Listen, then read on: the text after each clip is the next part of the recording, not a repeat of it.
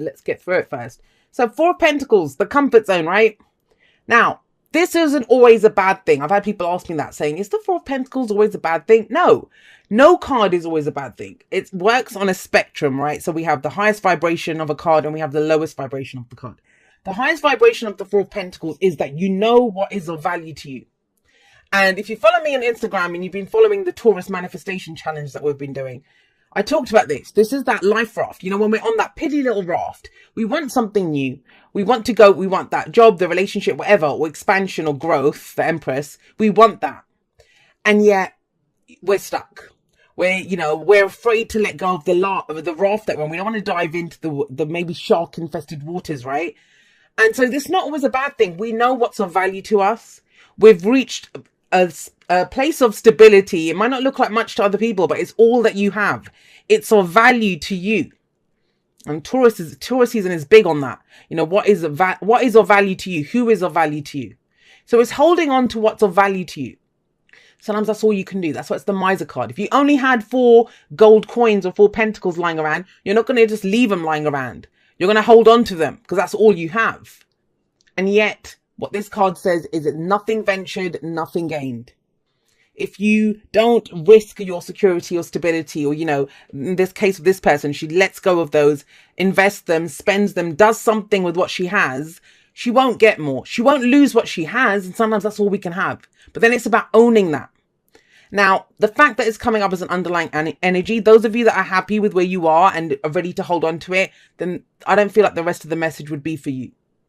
Because it's not about that. This is only the underlying energy. So it might be that, you know, coming into this week, that's where you are. I need to hold on to what I have. The world is coming up with this. Now, the world, it is actually a victory card. No, it doesn't feel like it. She's sat on top of the world there. Look at the butterflies. It's almost like that's her victory wreath. There's always a victory wreath in the world card. Hers are made up of butterflies because she's gone for this transformation. And the world signifies the end of a major life cycle. Major life cycle. You have 7 cards in front of you here. 3 of them are major arcana cards. So that's, you know, our life path. There's a big change coming in there. And yet with the world card, what it basically says, you know, we might not see anything different around us, especially with that card coming up. The job's the same. The relationships are the same, you know, wherever you are. But the world card is saying, look, you have gained everything that you need to out of that situation. It's Saturnian lessons. You've reached the end of that cycle. You've taken anything now. If you kind of stay in those situations, and when we stay in situations, that doesn't mean physically leaving. Everything is always about us internally first. Then the changes play out around us. The Hermit says that here. And so the world card is saying to you, look, you've learned the way things are. You've kind of gained everything that you can out of it. It's changed you. It's transformed you. You've reached the top of that mountain. Enjoy the view for a moment because you're going elsewhere. Now, a lot of you have been left like this thinking, oh my God, you know, all right, fine. Got to this place now. Can we just stop here for a moment? I don't want to go forward. What do I do? But it's big. The reason there's this coming up, where you're trying to play it safe, I think for some of you, for others of you, you're kind of weighing up the cost of what it's going to cost you to do this. How long it's going to take you. That's another thing I'm getting from this is timing. Is the 10 of Pentacles coming up here? You know, it's your legacy. This is why it feels so big. What did I come here to do? Some of you might be asking yourself that. Did I come here just to be in these kinds of relationships, to do this kind of a job? Is this what I truly came here to do? Now, even if you're committed to a person, a path, a situation, whatever, when you get this kind of an energy, there's something in that dynamic that is asking to be changed. It's asking to be changed. I think it's how much you get out of it. And whenever we talk about whatever we get out of a situation, it's always about how much we put into it as well, right? Well, we'll get into that. So 10 of Pentacles is the legacy card. I always see this as the oak tree, that mighty oak tree that has been stood there for hundreds of years. And nothing's going to take it down. It's sturdy and it's strong. This card comes up usually in this kind of a position when I get clients coming to me and they're saying, how do I find a long-term committed partnership? How do I pick my path? How do I do that career or build that business that I want to do? Time, my lovelies. Time is what it takes. Especially with Saturn coming up there, you know, the card for Saturn. Saturn is old father time. And that's what the 10 of Pentacles is. And I remind you That oak tree never comes in fully formed. It's not going to come, an oak tree just shows up at your door. It doesn't work that way. This is the work of a lifetime. This is why it's called your legacy. It's what you commit to long term. And so there is this kind of weighing up. And I know I don't have the Two of Pentacles here, but I can almost see it or feel it. With this coming up, it's like, well, I've finally gotten to this kind of place of stability and security. Do I have enough to kind of commit to this path or this legacy? Or, some of you might be thinking, is it time now to nurture this, to grow this, to whatever it is that you're coming to? The energies can be applied to any area of your life. Now, for some of you, with the Page of Pentacles coming up as a past foundation. So, it's the past, so it's the foundation of the present. Last week, last month, last year, it doesn't matter. Page of Pentacles here means you've either put a little bit into this or you've gained a little bit back. There's been something small here. So value to you. It's given you that foundation that you're at. But the Page of Pentacles, it's also the student. I see this as the student, the one who revises and keeps going over the same kind of texts and stuff to learn what they need to learn. But you've already learned that. The World card tells you that.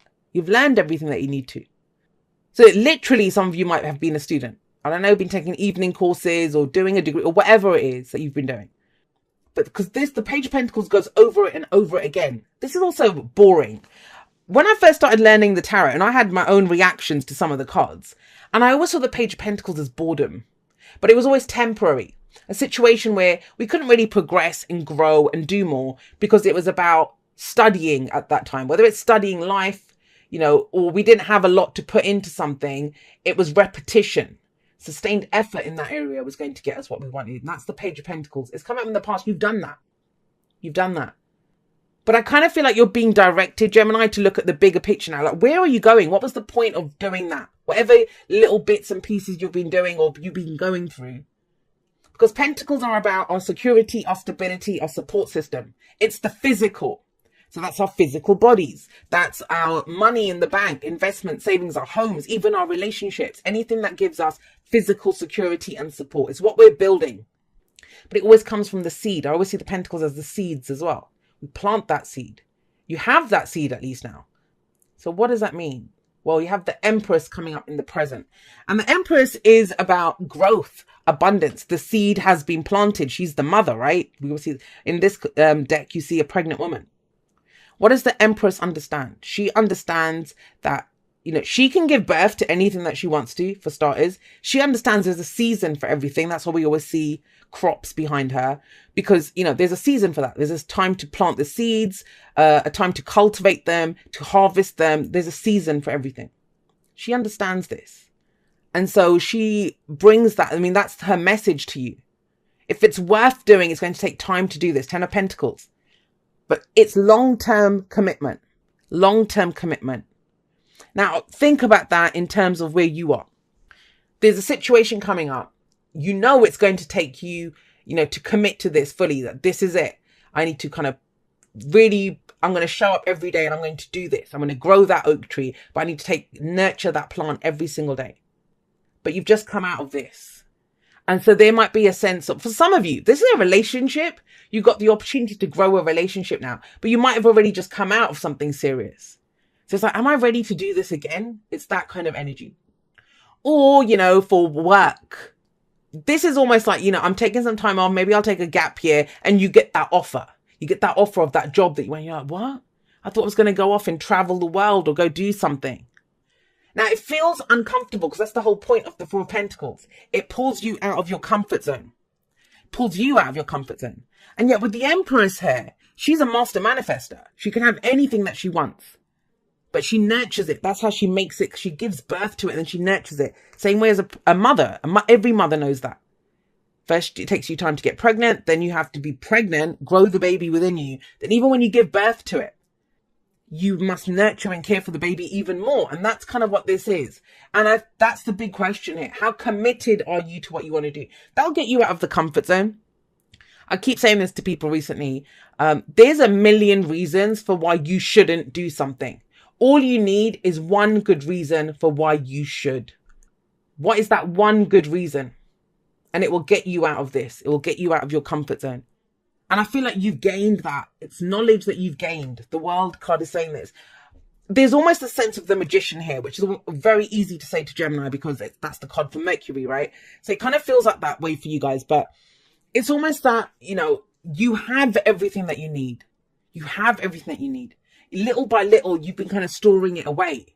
So you have everything that you need now to commit, but it's that question mark of, do I do it? Do I take that final step? Do I do that final push? You can. You can. But you have the Hermit coming up here. And the Hermit is a card, it's a card of self-empowerment. That's how I see the Hermit card. I know people see it as being alone, you know, taking a step back and doing all of that. But why? Why does the Hermit go off alone? Why does the Hermit go off to seek answers within? Because the Hermit is looking for where can the Hermit affect change in a situation? Where does the Hermit have the power to change a situation? It's the card for Virgo, so it's a card of discernment. It's a card of discernment.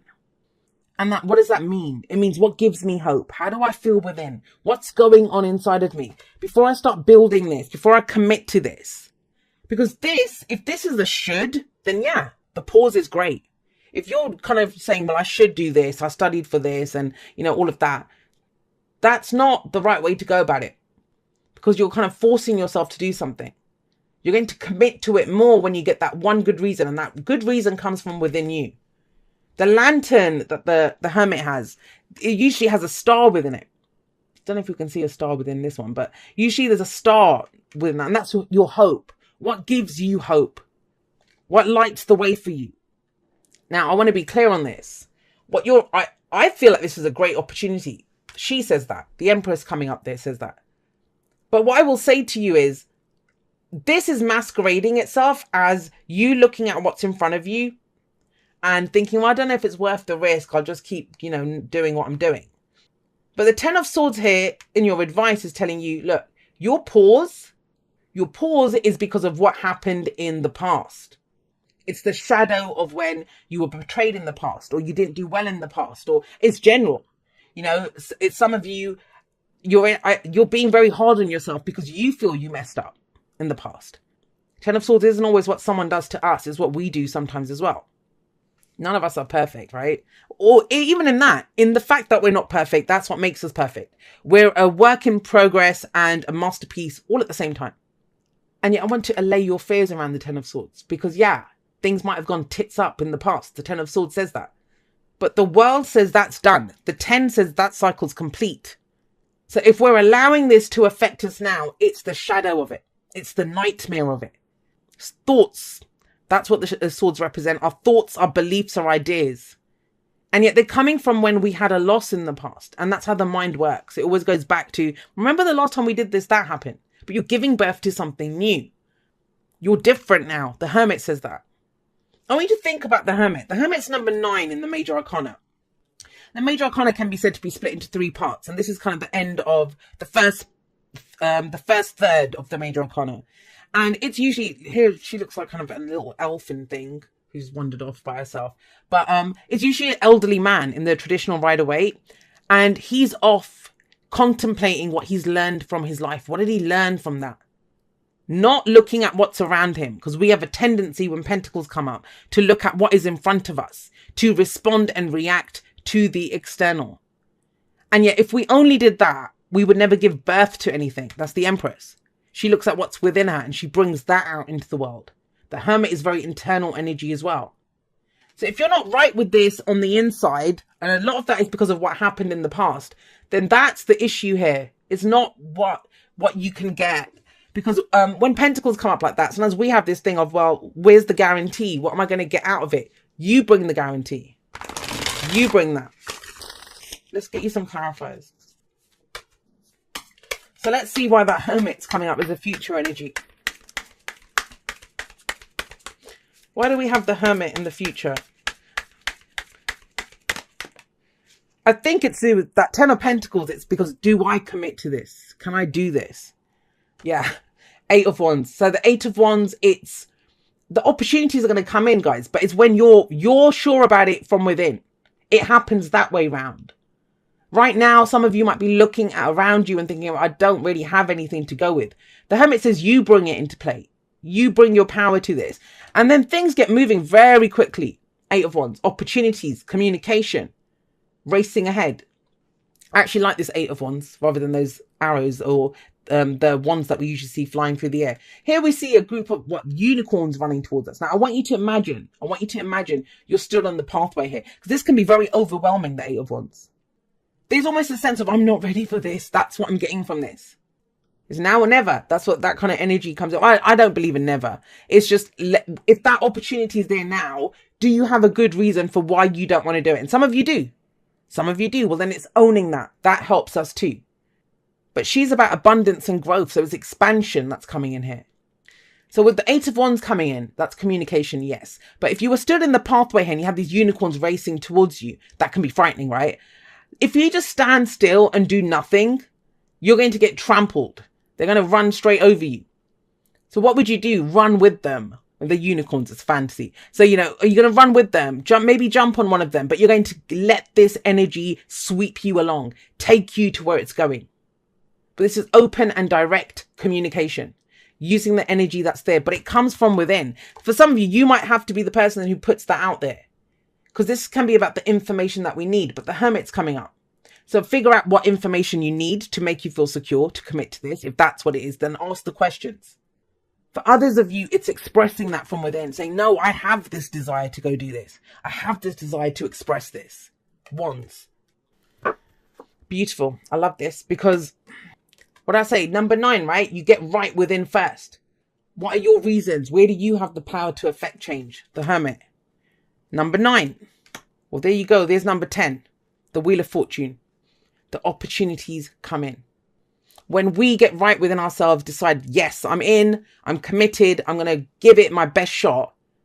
You send that out. You send that information out. Now, this is where the wheel turns. It says that you might not have done well in the past. This might have happened before. Doesn't mean it will happen again. That wheel is always turning. It's a new season, a new day. You may not have been ready for it in the past. Nothing to say that you're not ready for it now. But we do this thing of, I'll believe it when I see it. No, this is, I believe it. Not even I believe it. I believe me. I believe I'm going to give this a shot. I believe I can do this. I can commit to this. I can grow this. I can expand this. I can have this. A little bit of a crisis of faith coming up here, but in oneself, I kind of get that. But the opportunity, trust that, guys. This is looking back. This is looking forward. Both of these cards talk about opportunities. But if we're not looking for those opportunities, and think about it, she comes up first. So it's almost like you create that opportunity. You create it. And it's only an opportunity if you want it. I mean, I'll give you an example. So, there's always people that they want to be my friend, or, you get asked out. Now, that's an opportunity for me to have new friends or to have a new lover or something. But it doesn't feel like an opportunity if you don't want it, if you're not ready to commit to something. But if you are ready to commit to it. So if I did want to date someone, then every person that I meet is going to be like a potential.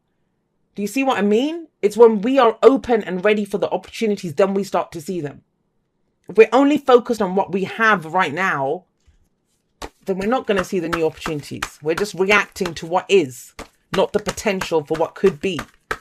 And the Wheel of Fortune says the time is now. The time is now. Right, that one. All right, see, this is around the 10 of Swords. So we have forgiveness coming up. Nothing can be gained by holding on to past disappointments. Whoever this message is for, let's be clear. Let's just own it.